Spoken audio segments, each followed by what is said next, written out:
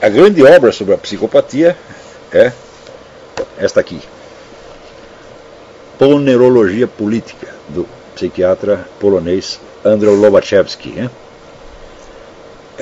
Este trabalho surgiu durante o regime comunista na Polônia, quando nas faculdades de psicologia e medicina o Partido Comunista colocou certos agentes, chamados secretários políticos, para orientar o ensino de psiquiatria e psicologia nas bases da doutrina partidária. E evidentemente eram pessoas que não entendiam absolutamente nada de medicina nem de psicologia e que chegavam lá com aquele discurso ideológico que de início causava risos, mas depois, quando a coisa começou a se impor, né, todo mundo começou a ficar com medo e você não ousava contraditar aquilo. Primeiro não ousava contraditar em público, depois não ousava contraditar entre seus amigos e depois tinha medo de pensar alguma coisa contra. E Lobachevsky observou que vários dos seus colegas, depois de 1 ano ou 2 desse tratamento, já tinham mudado de personalidade, estavam repetindo aquele discurso, tá certo? E estavam realmente se voltando contra as bases da ciência psicológica e psiquiátrica. Então ele e um outro grupo de amigos decidiram, falaram, bom, peraí, como é que nós vamos nos adaptar a essa situação? Nós mesmo estamos passando por esse massacre psicológico, como nós vamos nos defender disso? E eles perceberam que eles tinham na mão o melhor instrumento para impedir a sua própria contaminação. Não totalmente, mas pelo menos de modo a sobreviver psicologicamente àquela situação. E o remédio era estudar o fenômeno, tá certo? Não do ponto de vista ideológico ou moralista, mas de acordo com a ciência psiquiátrica e psicológica.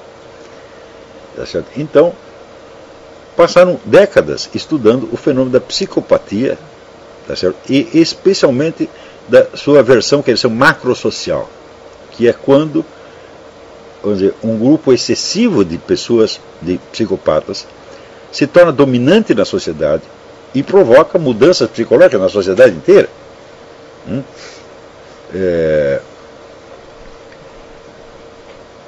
Esses estudiosos, eles estavam eles mesmos envolvidos na situação, eles mesmos eram vítimas da situação, de modo que eles próprios eram, até certo ponto, cobaias, tá certo? E o esforço de compreensão científica da coisa era, ao mesmo tempo, um esforço de autopreservação do seu equilíbrio psicológico. Mais tarde o governo polonês tomou consciência de que eles estavam fazendo isso e prendeu uma parte deles, matou outros, e de toda a equipe sobrou só o Andrzej Lobachevsky, que evidentemente não conseguiu publicar nada disso na Polônia, e veio para os Estados Unidos na esperança de que aqui ele poderia prosseguir a sua pesquisa e publicar os resultados já obtidos. Ele conservou várias notas, né, nem todas são da autoria dele, mas que estão aqui resumidas nesse livro. O livro é um pouco, vamos dizer, a exposição não é muito organizada, justamente por causa disso, né? São notas que foram tomadas ou por ele ou por colegas dele. Ele diz que muito do material da documentação que eles juntaram para isso, muito se perdeu e ele teve que depender da memória. Porém, aqui, ele no meio universitário, ele encontrou o quê? Um boicote formidável. E ele percebeu, quer dizer, que agentes, vamos dizer, do mesmo aparato ideológico estavam ocupando posições importantes aqui. Um sujeito que teve, vamos dizer, uma atuação extraordinária em boicotar a carreira do Lobachevsky foi o Zbigniew Brzezinski, que era de origem polonesa também e que era assessor de Jimmy Carter. Era um dos ídolos ideológicos da esquerda americana. Era uma esquerda nominalmente anticomunista, mas por ser a favor, vamos dizer, de um socialismo moderninho. Nós conhecemos o tipo no Brasil.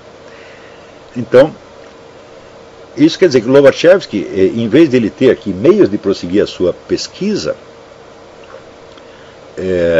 ele foi tão boicotado, a possibilidade de ter um financiamento para a pesquisa foi afastada desde logo, a profissão universitária também foi fechada para ele teve que voltar à clínica psicológica com 70 anos de idade para poder sustentar a família. Né? Mas, no fim de muitos esforços, conseguiu publicar esse livro no Canadá, tá certo? Que hoje já está traduzido em vários idiomas e que, se aí César Kim está me ouvindo, estou apelando para que publique isto pela Vida Editorial anteontem. Né? A edição canadense vem com umas notas feitas por uma psiquiatra também de origem polonesa. As notas em grande parte são deploráveis, porque o máximo de maldade que ela consegue conceber é o George Bush. Né? Então, como era característico dos americanos, o americano tem uma vida muito confortável, então o mal que ele imagina, né, é sempre de escala pequenininha. Então, o termo ponerologia vem do grego poneros, quer dizer o mal. Então, é um estudo, vamos dizer, das dimensões psiquiátricas do mal moral. Então, por que existem pessoas que praticam o mal sistematicamente? Tá certo? O mal, vamos dizer, em dimensões maiores do que uma pessoa normal consegue. Tá certo? Então, é eminentemente uma descrição do tipo do psicopata, tá certo? E da articulação dos psicopatas em grupos, tá certo, de ação social e política, que acabam, por exemplo, por adquirir controle hegemônico da sociedade. Não necessariamente o poder político, mas o controle hegemônico, ou seja, o controle cultural, mental, por assim dizer, fazendo com que toda a sociedade se torne, não psicopata, evidentemente, mas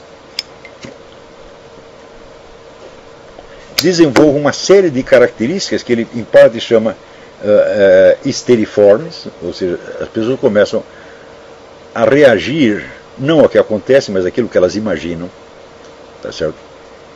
E a desenvolver outras características, sobretudo de depressão da inteligência moral, do discernimento moral. Então, isso evidentemente, você observa que isso está acontecendo no Brasil, dentro dos nossos olhos.